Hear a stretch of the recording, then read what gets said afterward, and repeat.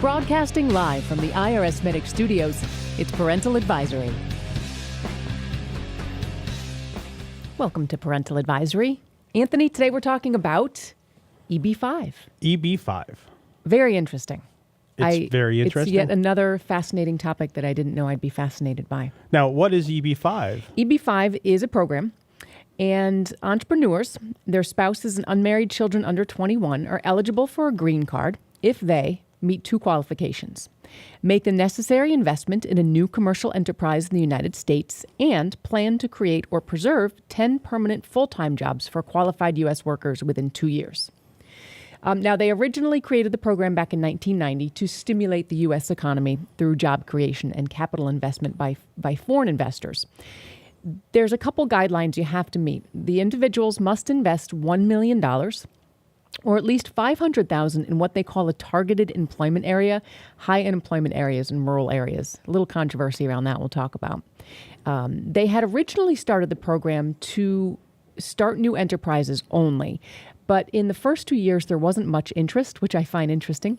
They then added conditions that the investment could be made to what they called a troubled business, an enterprise that's been in existence for at least 2 years and has incurred a net loss in a certain period that must be at least 20% of the troubled business's net worth prior to the loss. I don't know if it was because it was not a popular program. I just think people didn't, foreigners didn't get it. So as it, gains steam, now there's a waiting list. Yeah, right. Now there's a waiting list. And I think one of the biggest things is, and you didn't tell me the stats on this, because we have some EB-5 visa holders and it's a visa program, by the way, and it does give you that direct path line to a green card and U.S. citizenship. Yep.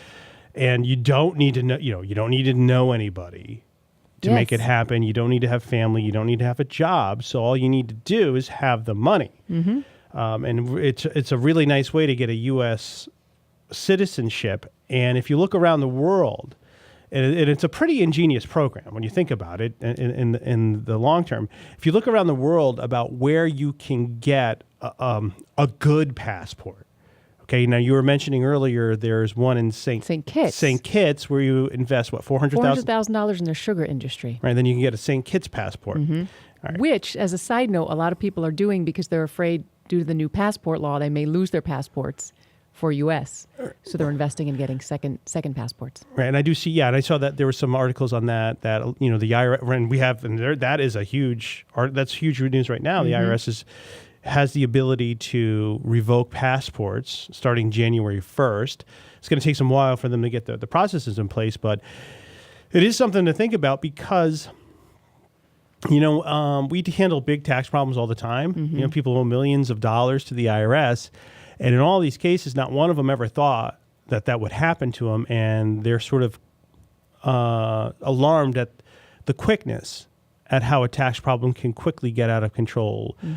There's very easy ways to get in huge trouble with the IRS and then also get the wrong type of help for it. And that sometimes your help might be harming you more than if you just, harming you more. Right. And I think we'll talk about later, too, about EB-5 investors and taxes and getting poor advice for these people as well. They're so excited to come into the country, and then they get here and they go, oh, my God, I'm getting screwed. I'm getting screwed on my taxes.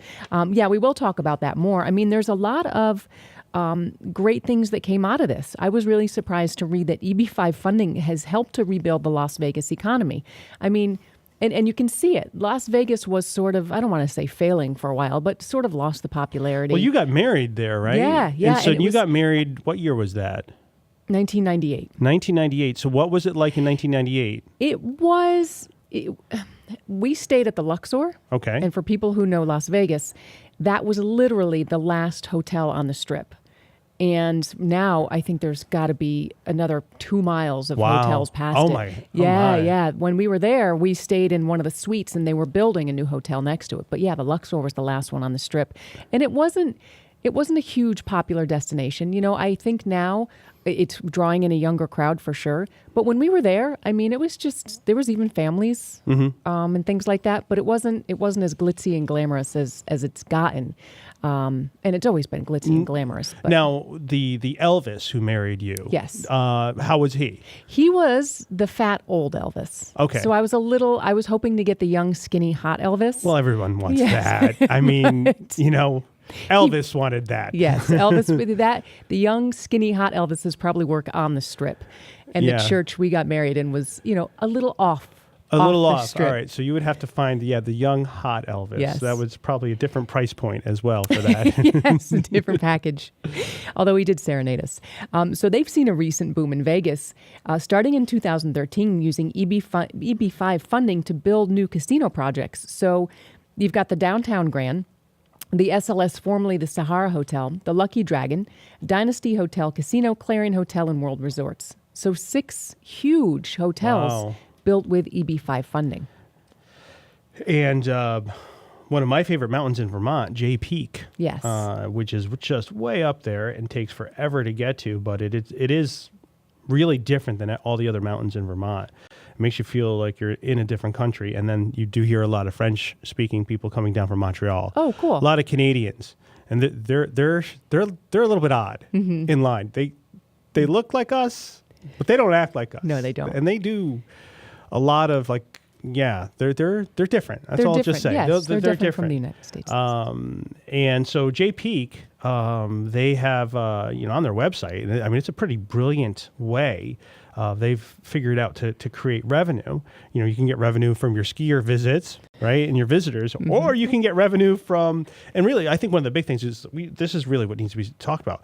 EB-5, China. It's China. That's It who's really getting is. it. I mean, we have some clients who aren't Chinese, and we don't have I didn't realize our sample size was rather unique overall, because you're saying, 95% Yeah. is Chinese. So in 2007, there were 700 visa issues. Visas issued. In 2014, the program actually reached its limit. The limit is 3,000 families or 10,000 visas. For the first time, it actually reached its quota. Again, this year it's full. But here's the national origins in 2014 of EB-5 visa recipients. 96 were from India, 121 from Vietnam, 129 from Mexico, 225 from South Korea, and 9,128 from China. When I saw that, I just about dropped dead. Holy crap. All right, so that's 90%. I Yeah. mean, if we could that's pretty easy math. So Yeah. 90% are from China. From and China. so that's really, when you're thinking about this, it's you're really looking for that Chinese investment. And, we've been talking about how the tax code works one way. If you're a non-U.S. person, the U.S. is the best tax shelter in the world. And we haven't done the full episode on that, but we'll talk about we more. should, Yeah, yeah. we really should.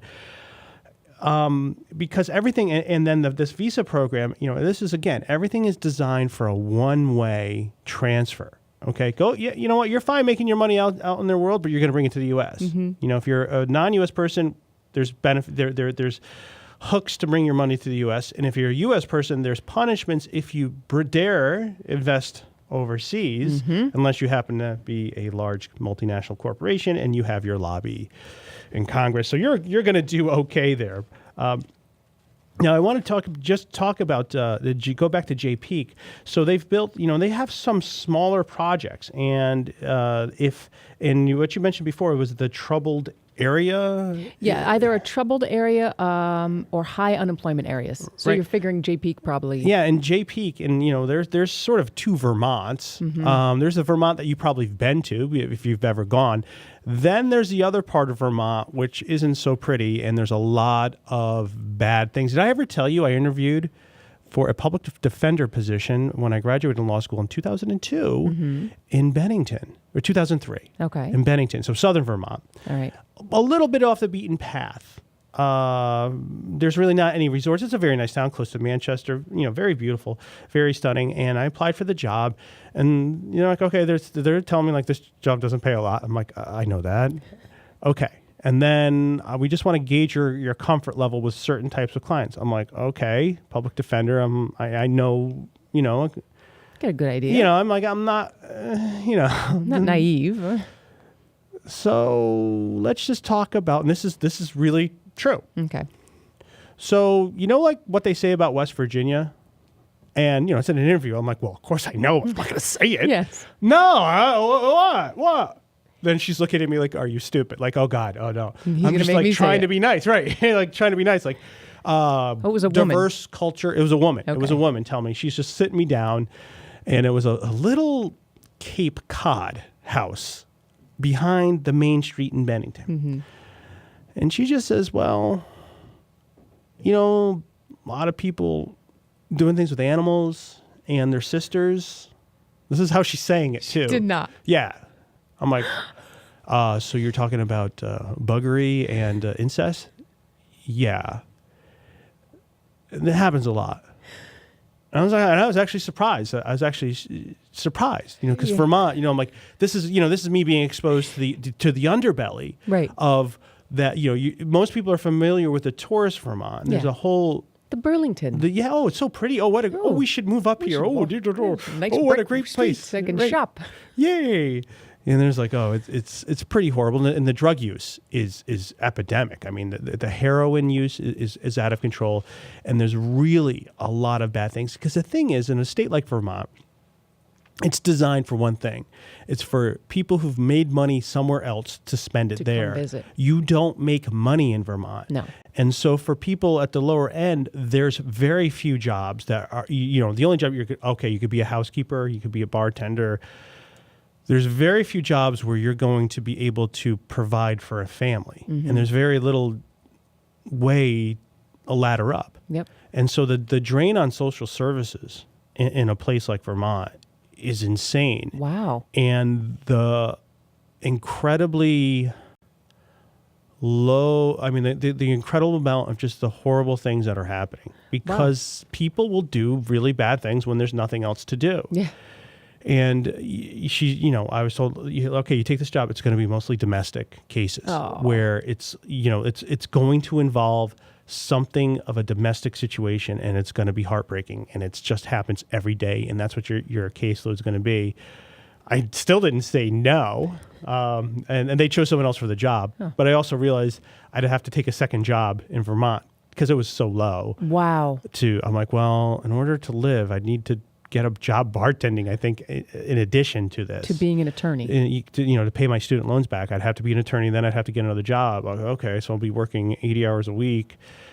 That doesn't sound like right. And then dealing with that. So I'm like, maybe it's not such a bad thing. The tax has been a little bit better to me than that. Right.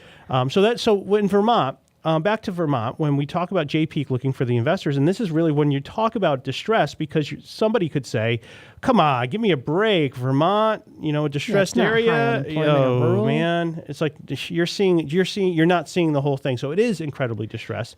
And so a lot of these projects are bringing in a lot of investment that would never happen otherwise. I mean, a ski resort is one of the worst investments of all time, especially in the Northeast. Things are just so volatile. I mean, the only way, Chemo seems to be doing pretty well, but their model is more of selling the condominiums. They keep on building, and they've put a lot of investment in there. Most places are just so volatile, they'll never make money. So that's why it's great to get an EB-5 investor. So now, are they what's considered a regional center? Yes. Okay. Yep. So it's an organization which facilitates investment in job-creating economic development projects by pooling capital raised under the program. They can be publicly owned, privately owned, or public-private partnership. So basically, it can be someone that just takes the investments and then uses them for the projects. Right. Right? Okay. And an issue with that is they're trying to make some changes to the EB-5 program because they have had a little bit of controversy since the inception, which is sort of, with a new program like this, things are going to happen. So they found two things. They found that the EB-5 program can kind of be a bait and switch. It was designed to create jobs in places that were starved for investment, but what the investors sometimes do is they'll say it's a rural or low employment area so that the investors only have to give $500,000, but it's a place like the luxury condos in New York City. And the other issue they have that happens quite a bit, I mean, I just read article after article, people that start these regional centers, they take the money and then they buy boats and condos and things like that. So a few changes that Congress is actually talking about, I think now they said in beginning of December, they're talking about making it more expensive, first of all, which at first I thought, okay, right now it's $500,000 or $1 million. Right. If you're distressed, it's $500,000. Right. So they're talking about changing it to, if it's distressed, it's $800,000. And then if it's a regular area, $1.2 million. And at first I was like, if you're rich, really, what's another $300,000? Real? I mean, let me just get that out of my wallet. But they're saying now, especially with Chinese, China has strict capital controls. So they're thinking if they raise it higher, it might affect. No, not at all. You don't think? No, not at all. And really, what you're seeing from Asia is their issue isn't how much money they have. Their issue is just finding the right people to get it to. And we've talked before about the typical millionaire, billionaire in China, and it's somebody who started off running a factory. When China went to try to their version of free capital, they just sort of said, this is your factory. Well, you're going to owe us a loan on it. It's going to be yours. So these are people who are from the country. Their parents were farmers, and their parents were part of the whole People's Revolution, where everyone's going to make steel in their backyard, low-grade steel in the backyard, and the crazy stuff like that. And now, all of a sudden, they're foisted into this position, which has turned out great for them, nothing that they would have expected in a million years. And now they have millions, perhaps billions of dollars. And now you got to think, well, who's their network of advisors? Who can they trust? That's a really good point. They only know who they know. And, let's say, Claudine, if we took your millions and transferred them into billions, well, you're in great shape because you're right here. Right. And, my family's been dealing with, they have relationships with certain people that we know we can trust. Right. So you're able to, because you're here at the law office, you're able to go. But other people, they didn't have a lawyer in the family. They didn't have, or lawyers. And I mean, really, in doing different things to tell you, like, okay, don't do that person. That's the wrong thing. They could get the postcard and go, oh, I need a lawyer. What do you know? Yeah. Let me call this guy. And so they try, and then they have people try to woo them by, hey, look how fancy we are, and they're not persuaded because they don't understand. And that's kind of I would say that's a pretty good defense mechanism. If you don't understand it, don't do it. Yeah. Stop. Don't do it. Because why don't you understand it? If you were able to successfully run a factory and make millions of dollars, you probably know something. You probably have some common sense. And if somebody comes in with you, who tells you this whole great big plan and this big thing, it's just a bunch of great things, and you can't point your finger to show how exactly it works, just don't do it. And good for you for not doing it. Yep. So the EB-5 does work, but we're seeing some of the rules being broken. Oh wow, a government program subject to abuse. Of course. Oh my God, I can't believe it. That's not news. That's what's going to happen. Right. They're saying too, a couple of the reforms, the other ones being floated in Congress, they want some more detailed information about how the money's being spent, and they want to do more thorough background checks to ensure no one involved has a criminal history. I still think no matter what you do, people are going to take money and buy boats, but if they can cut that down a little, I think boats are great. Yeah, I would boats buy a are boat. great. And investors may have to actually start investing in more rural areas instead of the big cities. Like I said, there's no really set guidelines to what they can call rural areas. So, they'll choose a big city like New York, somehow figure out a rule to call it rural. So they might actually have to start. Right, which, if you actually look at with the population of that area, there's no one living in a lot of those areas. I mean, there's a lot of buildings. Right. But there's no one really living there. Right. And back to the China and the capital controls. You say, you only can, China has strict capital controls for individuals.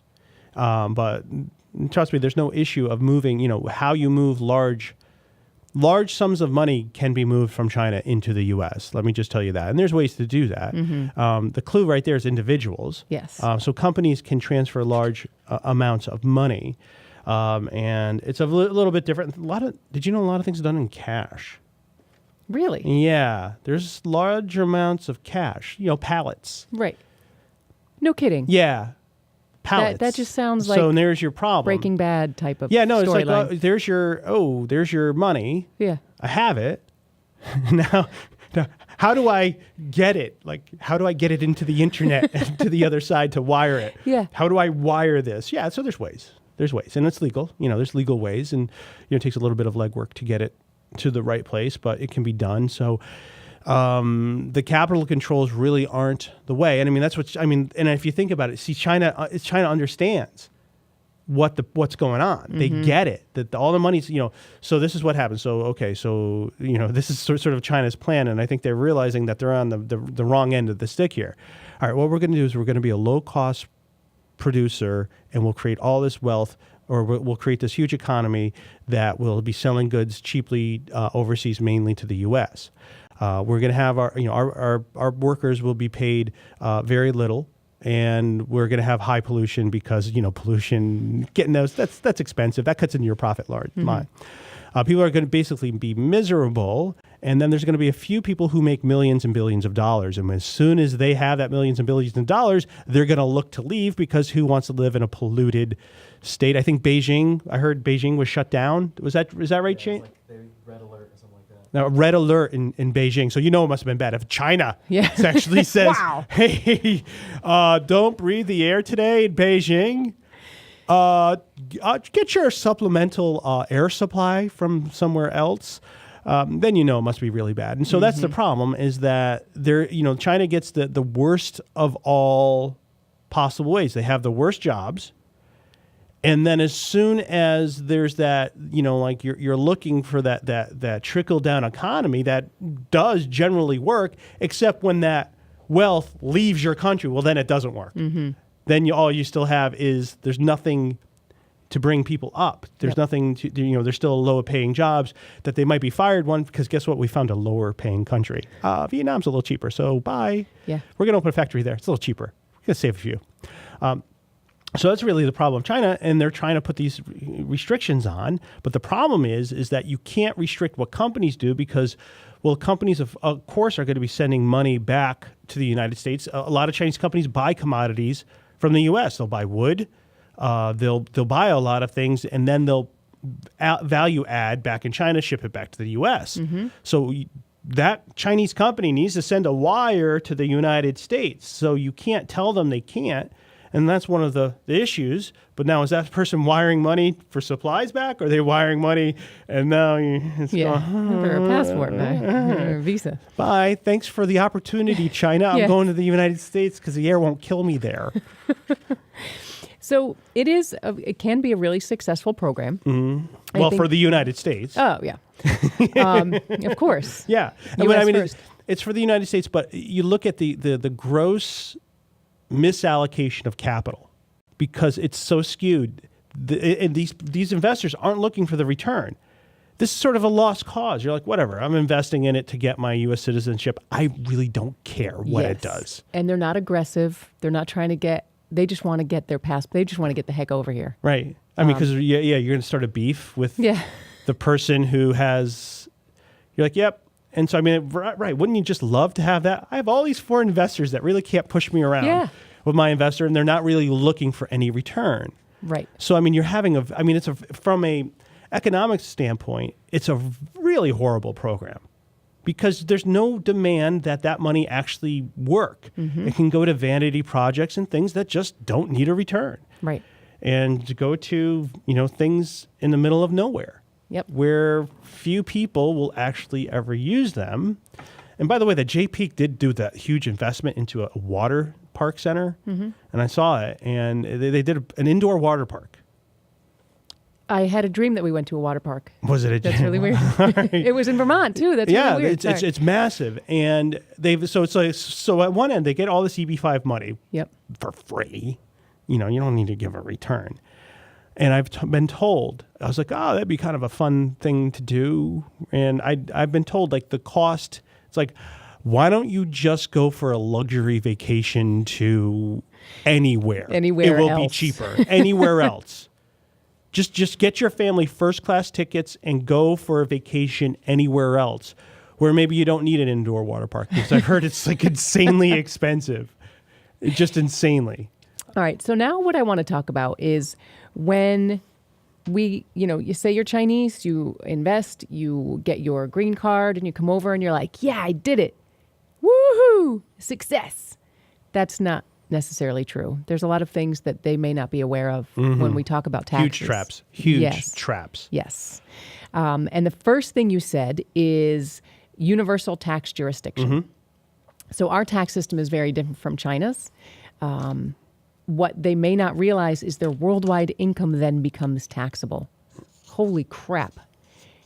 And we already have the most complicated tax system in the world. And then you're going to add to that, you're dealing now again with tax treaties, perhaps. You're dealing with worldwide income. I can't even imagine how staggeringly difficult that's going to be to figure out. Right. People in China have no idea how completely different U.S. taxation is. I say the U.S. taxation is foreign. It's foreign to common sense. It is the strangest, most invasive, most powerful thing in the world. The whole idea is to attract capital into the U.S. and not allow it to leave. So that means when you're an EB-5, you become subject to the universal taxation of the IRS. So all your investments that are still in China or Hong Kong or wherever they are, in Italy, wherever they are now taxable. And worse, somewhat worse, the compliance work required is staggering. You'll have a Form 5471, 8858.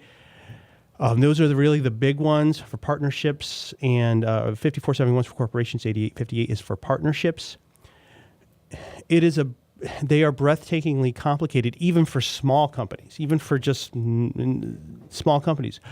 Large companies, it is a combined asset. It's a combined balance sheet and profit and loss that is in a format unlike anything else. Where you have to make calculations, you don't have to make calculations for anywhere else. And so even though you didn't move your capital out of the U.S. because you became a U.S. person, the tax code's assuming your Chinese is now foreign, even though it's not foreign to you. And so now you're subjected to all of that.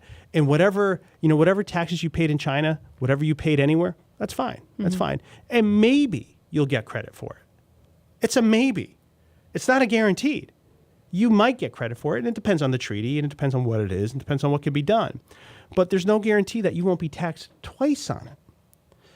So while becoming a U.S. person is great and a wonderful thing to do, you have to go about it carefully. And I know that a lot of people, and I talked to, this was actually a gentleman from Dubai I talked to a while ago, and he was going through the offshore disclosure program. He was an EB-5 investor. He must have been one of the earliest ones because I think he came to the U.S. in about 1997. I can't quite recall his investment. I think it was it'll come to me. He went through the offshore volunteer disclosure program, and he called me. He goes, well, I have a problem with this whole thing because my 2003 tax year, the first year that he had to go disclose to the IRS, the tax bill is way too high. I said, okay, well, let me send me everything over. And I took a look at it, and he sold a bunch of stock in 2003. And I said, okay, I see what's going on. The IRS is treating your capital gain as the date from when you got the stock, 1982. Okay, so all that gain from 1982 to 2003, the IRS says is taxable. But he didn't become a U.S. person until 1997. So he's saying, well, what the hell? Come on, no, that can't be right. This can't be right. I shouldn't have to pay capital gains for gains that occurred when I was not subjected to the U.S. tax system. Right. And that's the logical, reasonable, honest, non-scumbag answer. However, the U.S. tax code is a little different than reasonable and non-scumbag. Okay? Because, I was like, no, you're actually screwed. You're actually completely screwed on it. That 2003 tax bill is actually the way it is. There's tax court decisions that support the IRS's position that all those gains that occurred prior to you becoming a U.S. person are now taxable. And the greatest advice, and if anyone's listening to this, I'll save all of you. Hopefully, my next words will save collectively millions, perhaps billions of dollars. If you are going to become a EB-5, okay, this is what you really need to do. First of all, you really should get a plan and get a plan in place and get an attorney who can help you get everything, get a tax attorney so that he can look at everything, he or she or the team can look at everything to make sure you're planning everything correctly and to alert you to what's going to happen so you're not surprised with something horrible like this gentleman was, who first of all didn't even know he had to pay taxes on these were all held overseas.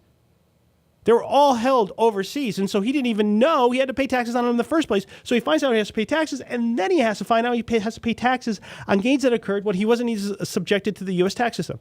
Insane. Absolutely. Insane. And I told him, I said, you have a great case if you want to litigate the next 10 years of your life to claim that this is a deprivation, this is just not right. I don't, you could potentially win, or you could waste 10 years of your life and get nowhere. Mm-hmm.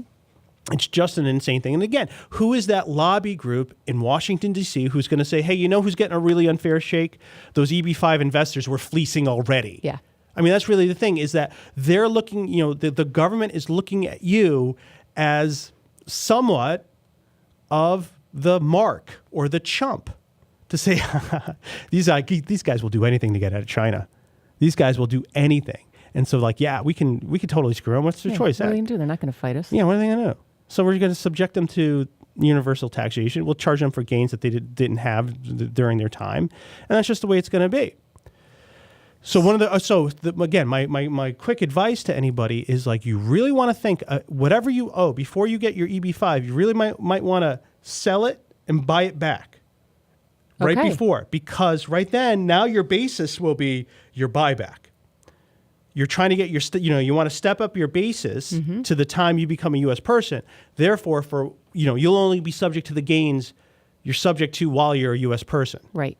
And that I really, that is way. probably my biggest, most, usually there's some sort of logic with the tax code. It's just generally unfair in a generally unfair way. But that one is just a complete inconsistent, illogical theft. Mm-hmm. I mean, that's just outright theft.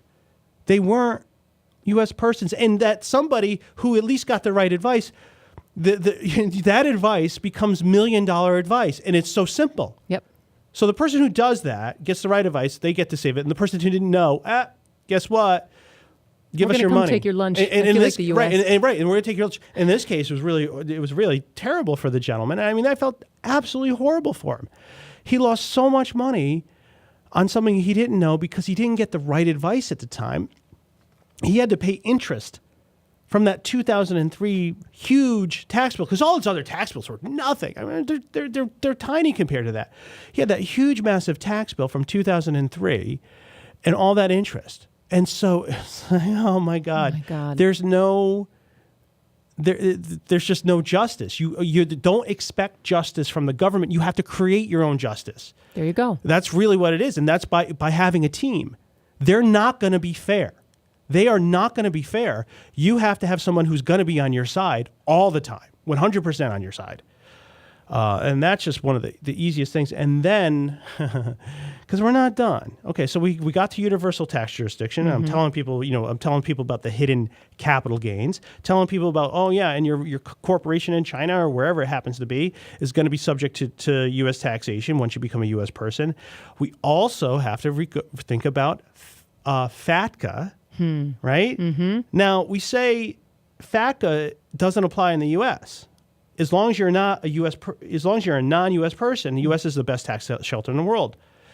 There's no reporting, there's no nothing, and you have so many tax benefits. It's wonderful. But once you become that U.S. person, while it's wonderful for your lifestyle and you could live in all these wonderful places and send your children to all these overpriced schools, if I can just say that. They're overpriced because China is making the tuition go up. All of these private schools that might be down the street from us would be nothing without the Chinese money. And man, I just to me, they don't get any respect. They're the ones who are bringing all the capital in. The U.S., the economy you think it's bad now? Oh, my God. Oh, my God. There would be nothing. It would be disastrous. And these Chinese people can't get any respect. They're all treated just like, another one. And you see, it's like, we already have too many Asians here, maybe you want to give us more money, then maybe we'll take you. Right. It's just disgusting. It's really disgusting. And it's just sort of the one-way nature of it. And of course, no one in the U.S. is actually looking at it. It's like, yeah, this is a really crappy thing we're doing, how we're treating Chinese people. Why would we? No, we want their money. We're not being affected. Right. Yeah. We want their money because we like it. Mm-hmm. We like money, so it's good. Therefore, it's good. Yeah. So they're now going to have to fill out F-bars. F-bars. They're going to have to fill out their 8938, which is on their 1040. Oh, yeah, you have a 1040 file now. Welcome to America, right?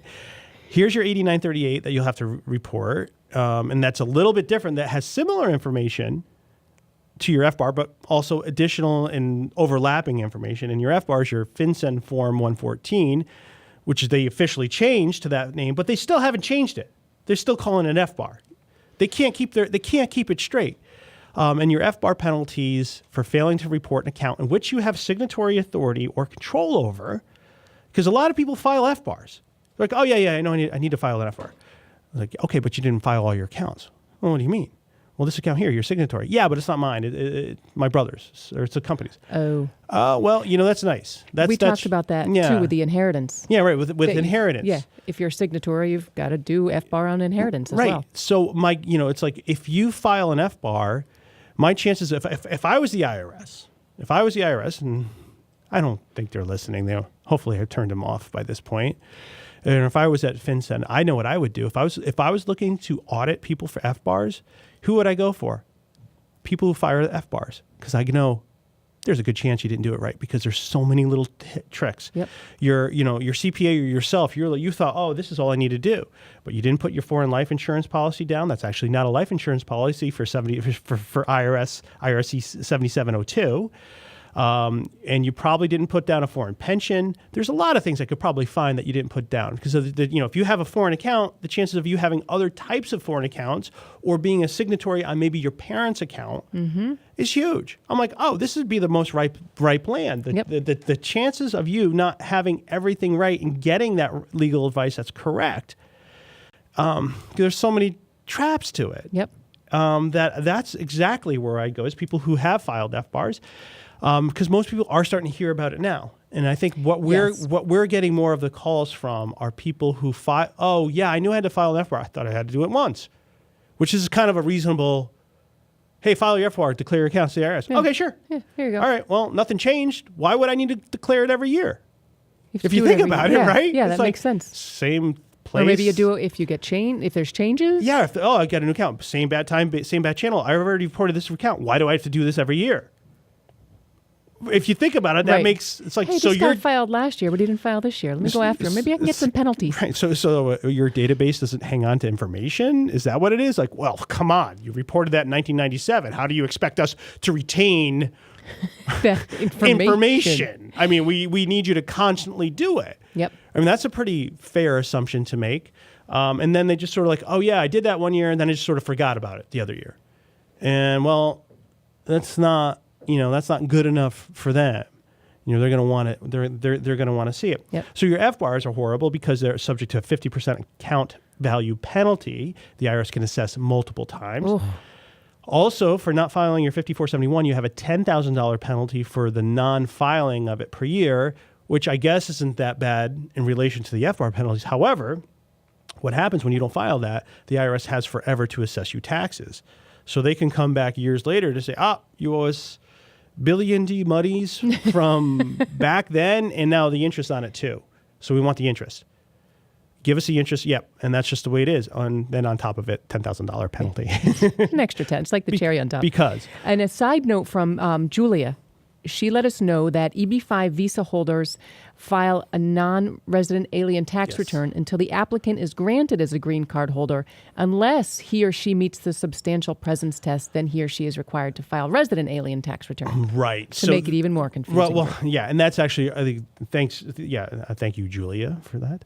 A good point, because not necessarily just being an EB-5 investor does not necessarily trigger all of these reporting requirements, but at some point, the whole point is to get that. Exactly. Is to be in the U.S. and to get that green card. So that's why I'm acting. So that's a very good clarification. So there's not an automatic trigger if you're EB-5, unless you're in the U.S. for the substantial amount of the year, or you got your green card. Yep. So that's a great thank you for that. I might be, because there's. That's why I'm here. Hopefully there's some people that aren't. I crafted my pants for no reason at all.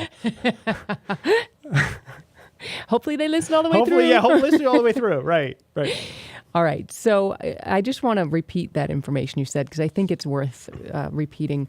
That EB-5 can be a good program for the United States. And if you are considering the EB-5 program, bear in mind there's a backlog right now. Last I read was a little over 13,000 people that are interested in applying. They know about that. So, I mean, it's going to take now years, they're saying, to get in the U.S. So families in China are now trying to plan years ahead to get into the program. And I think, and as you and really one of the chief motivators for leaving China is that the air will kill you.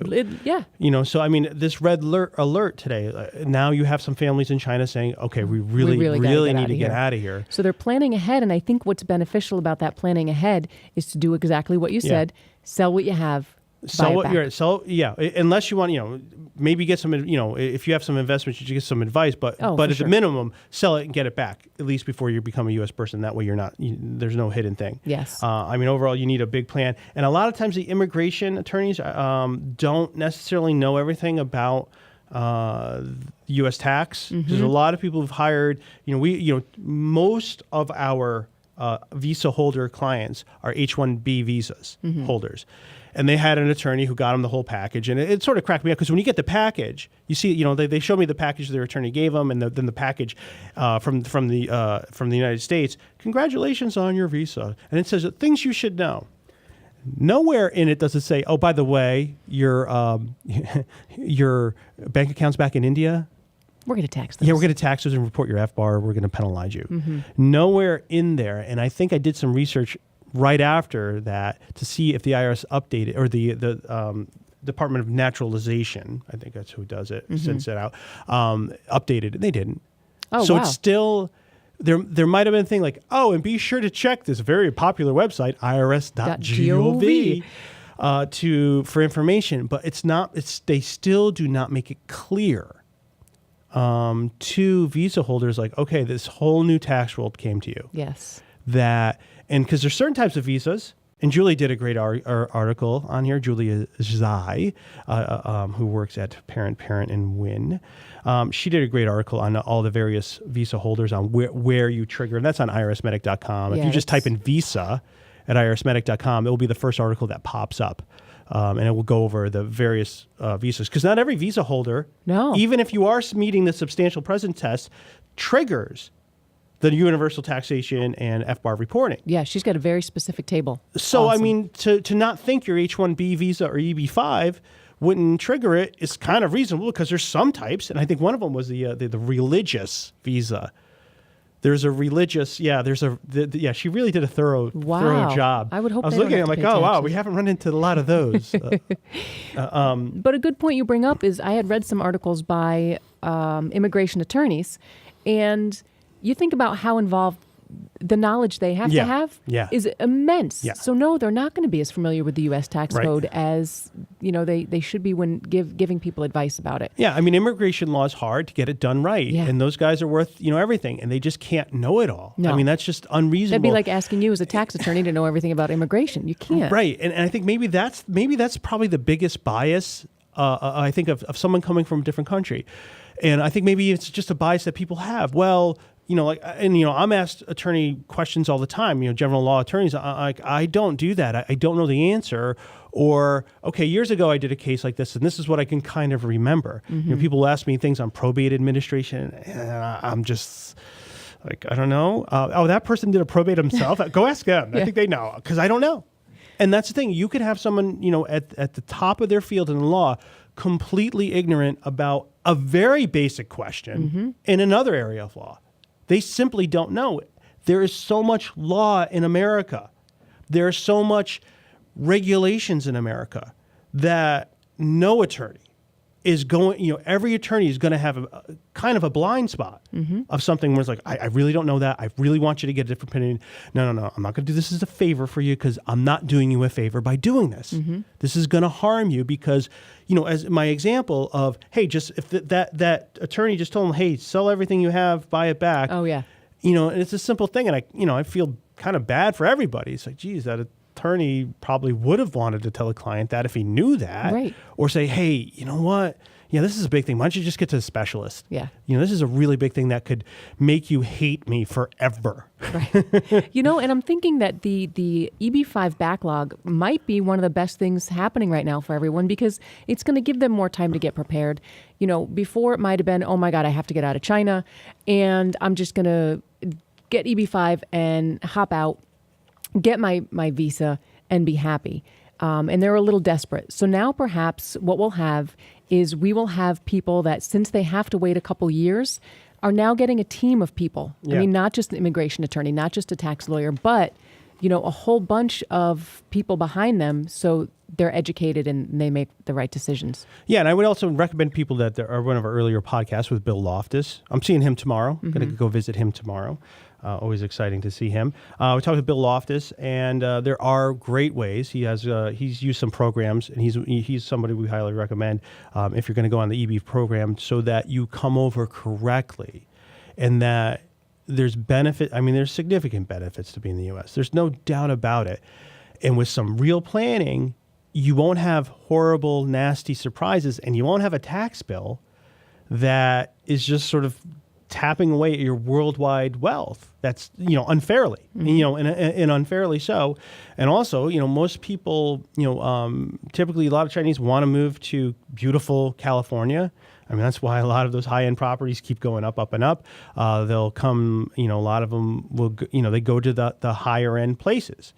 And those higher-end places tend to have state taxes, like California with 13.3%.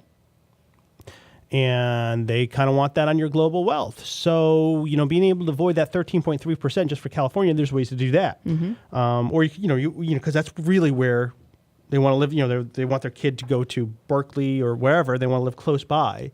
And that's the whole appeal of it. And California's like, yeah, we got the schools and we got you. We're going to get your money. And there's a way to give California a little bit less.